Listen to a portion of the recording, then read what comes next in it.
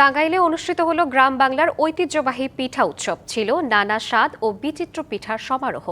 শিক্ষার্থী ও অভিভাবকদের উপস্থিতিতে উৎসব রূপ নেয় মিলন মেলায়।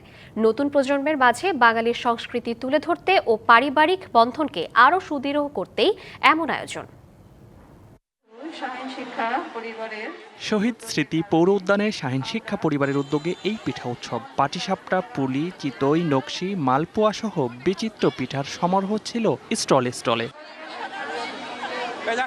আয়োজনে প্রায় 20,000 শিক্ষার্থী ও অভিভাবক অংশ নেয়। এতে উচ্ছ্বসিত সবাই। কত সুন্দর কোলাহল মুখর জায়গা, পিঠা খাচ্ছি, আনন্দ করছি। অনেক হারিয়ে যাওয়া পিঠা আমরা খুঁজে পাচ্ছি এই উৎসবের মাধ্যমে। মাংস পিঠা, তারপরে দুধ পুলি, সেমাই, অনেক পিঠা আছে। বিভিন্ন ধরনের পিঠা এখানে তৈরি করা হয়। আমরা সবাই অনেক খুশি এখানে এসে। এখানে পিঠাগুলা খেলাম, অনেক ভালো লাগলো। মনে হলো যে গ্রামের একটা পরিবেশ।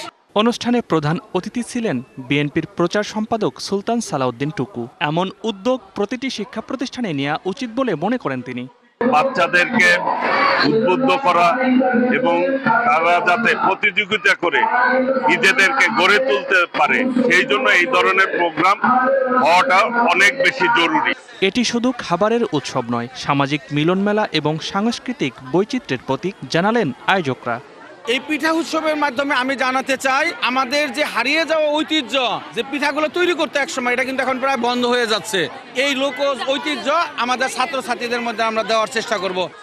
নতুন প্রজন্মকে গ্রামীণ পিঠার সাথে পরিচয় করিয়ে দেওয়ার এমন আয়োজন ভবিষ্যতেও চলমান রাখার কথা জানালেন সংশ্লিষ্টরা।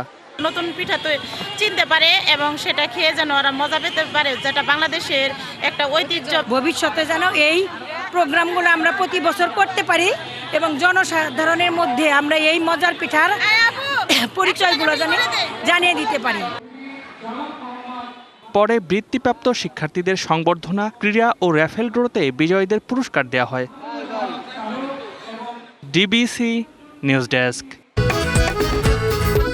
খাবারের পছন্দ ভিন্ন হলেও মজার বেলায় সবাই এক।